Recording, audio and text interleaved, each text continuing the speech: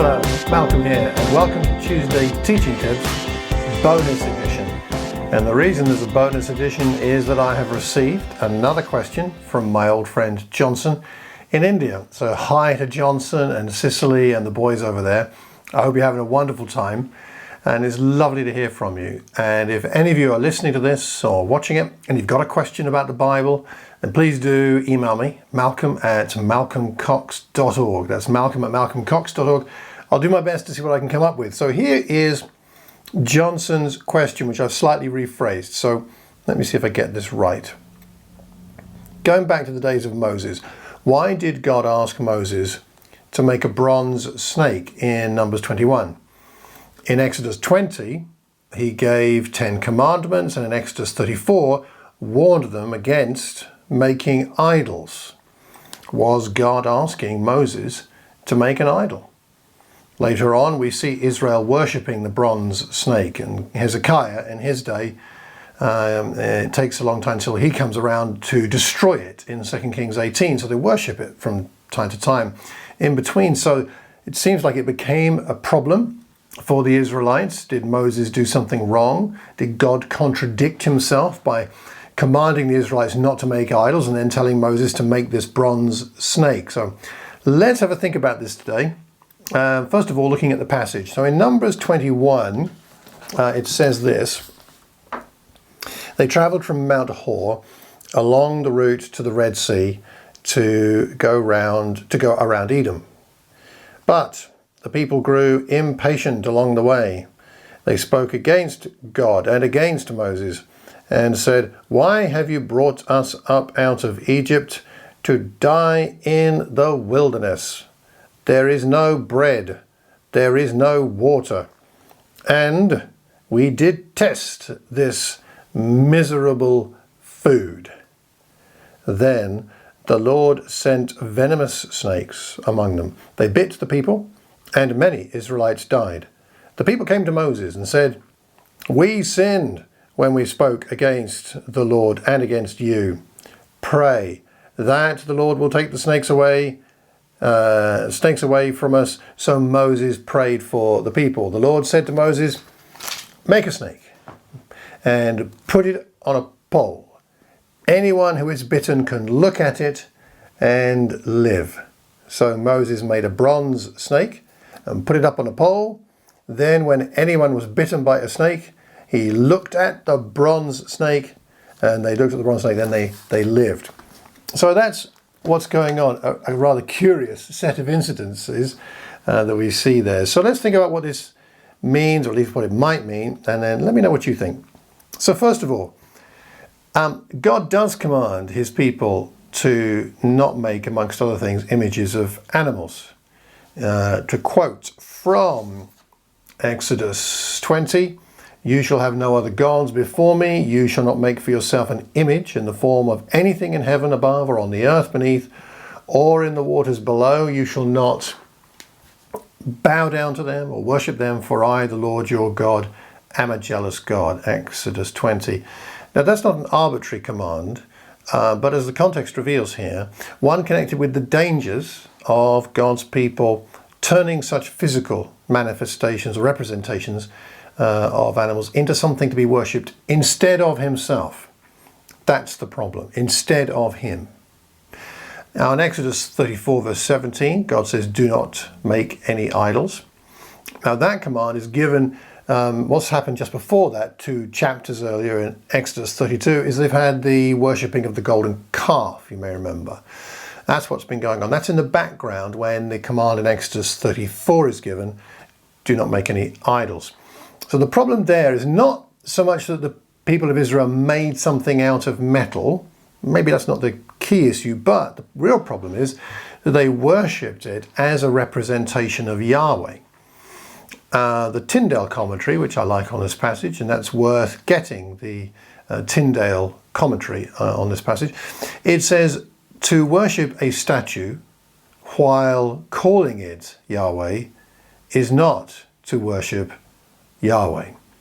So you may be worshipping a statue, calling it Yahweh, but that's not worshipping Yahweh. That's not how God defines it. Now here, going back to the bronze snake is not being worshipped. It's being looked at, but critically, it's not being worshipped, at least not in the context of when Moses makes it, sticks it on the pole and provides it for people. It's not being worshipped, therefore it's not an idol. Moses is not making an idol because he's not making something to be worshipped. In fact, instead, it is a source of God's power for healing, given by God to his people. Of course, it's tremendously sad that the Israelites forgot the purpose of the bronze snake and turned it later into an idol.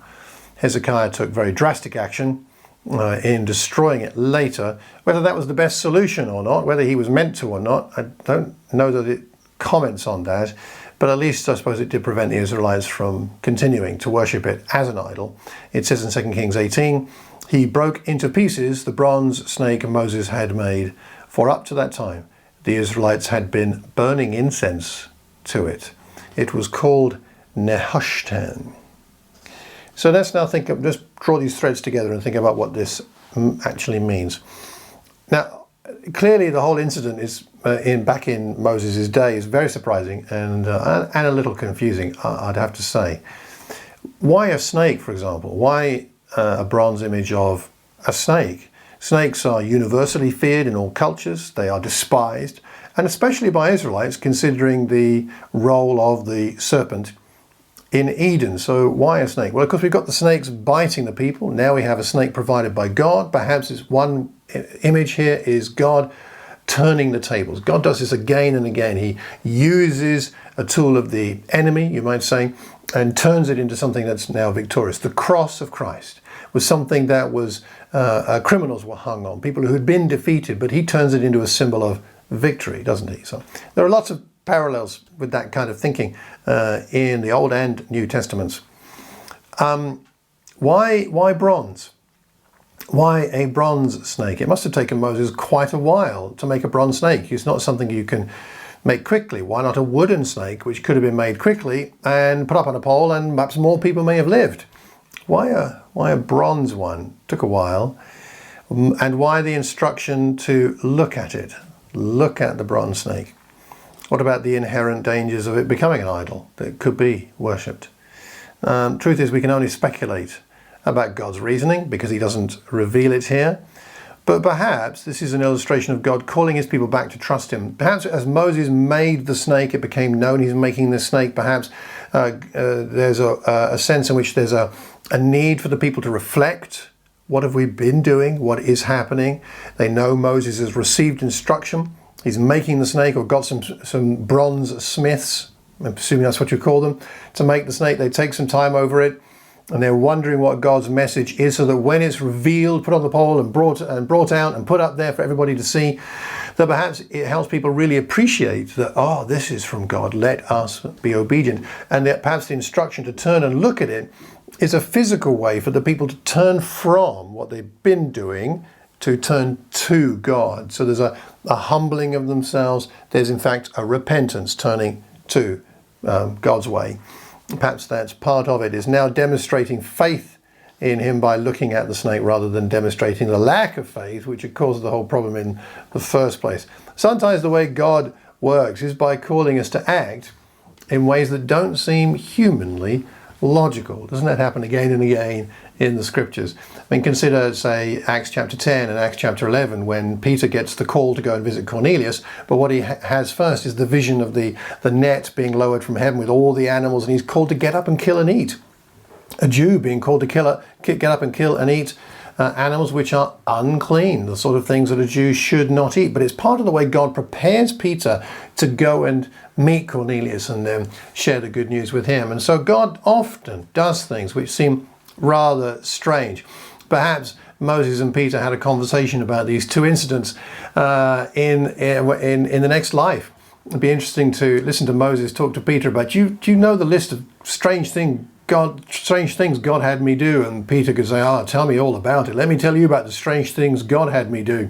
And then they would have conversations with Isaiah and Ezekiel and Hosea and the Apostle Paul and who knows how many other people. Perhaps we would join in with the strange things God has called us to do. So we don't always know why God does this, but And so nonetheless, it's a powerful, this incident in Exodus there is a powerful illustration of the fact that God has mercy on his people. Yes, he sent the venomous snakes, but he had to call them back. If he didn't call them back to obedience and to loyalty to the covenant that was being established, then they were no longer his people. If they were no longer his people, they were forfeiting that special relationship they had with him. And so he provides this bronze snake for them to turn and look. And we've got to look at the right things, haven't we? So there are times in our lives when we drift away. We need to turn our gaze back on God, turn our gaze back on Jesus, turn our gaze back on the cross. And then we find fresh life, new life, fresh life, a refreshed spirit. And that's part of why we read our Bible and pray and have what we call our quiet times and go to and have fellowship with one another and go to our church events, is to get refreshed, to get our gaze back on the right things again. So, well, I hope this makes some kind of sense, Johnson. And thank you for your question again. Please keep sending them. They make me think, which is no bad thing. And if any of you out there have any other thoughts about this passage, I'd love to know. So drop a comment in the comment box, whether you're listening to the podcast or watching the YouTube video. Leave a comment so that we can learn from you, so that we can learn together. We learn best when we're learning in community. If you can think of anybody who might be interested in this, pass the link on and hit the like button, the subscribe button. You'll find out more recordings as they come out. You'll be the first to hear about them. And if you could leave a review for the podcast, I'd be really grateful for that. So thanks so much. And I hope that between now and the next time we see each other, you'll have a terrific Tuesday and a wonderful week. Take care and God bless.